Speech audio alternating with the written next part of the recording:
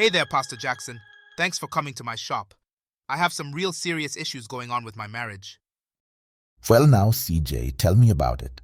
Well, Pastor Jackson, one of my Christian friends told me that his pastor allows pornography in marriage to help couples spice things up. He says there's nothing wrong so long as they both agree to do it together. So I told my wife what other Christian couples were doing and asked her to try it with me, and she agreed. Oh, but you went beyond and started watching it on your own, right? Pastor Jackson, it's like I can't get enough of that stuff. I get up at night and sneak to my computer just to access new videos. I tell myself that I'm simply gaining information to add spice to my marriage, but the reality is that it is making me sick. I can't get these other women out of my mind. I can't be intimate with my wife without seeing these other women pop up in my head, and I can't even tell her about it, but I think she can feel something is wrong. What do I do, Pastor Jackson? Well now, son, I'm going to tell you exactly how you can spice up your marriage without pornography and what you can do to put your marriage back on track. But first, we need to observe the fact that regardless of what any pastor says, bringing pornography into our marriages expresses the idea that we need adulterous entertainment to help our sacred marriage in Christ when we are the ones who should be influencing those actors from committing such things, that they may find a better experience in our Lord Jesus Christ. You are absolutely right, Pastor Jackson, and I will appreciate whatever advice you can give me to help me better my intimate relationship with my wife.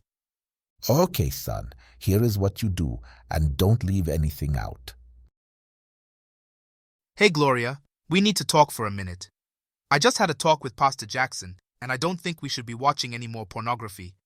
I thought it would be a good thing at first, but I don't like that all these other women pops in my head when I'm with you.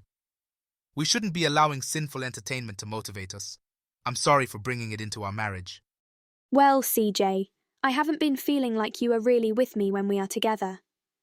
I went in your office the other day, and your computer was left on with an explicit video playing. Not sure if you were checking out videos for us to watch or just for you.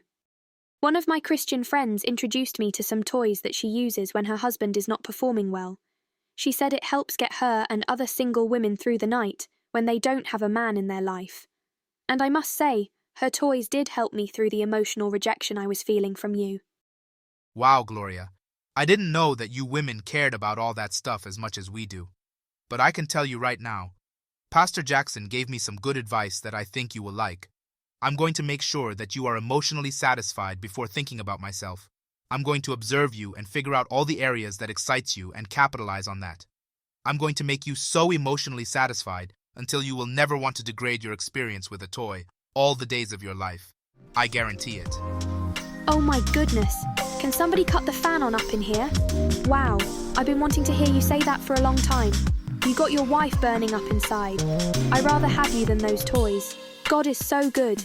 I'm going to throw away those crazy toys right now. I love our marriage. Thank you, Lord Jesus.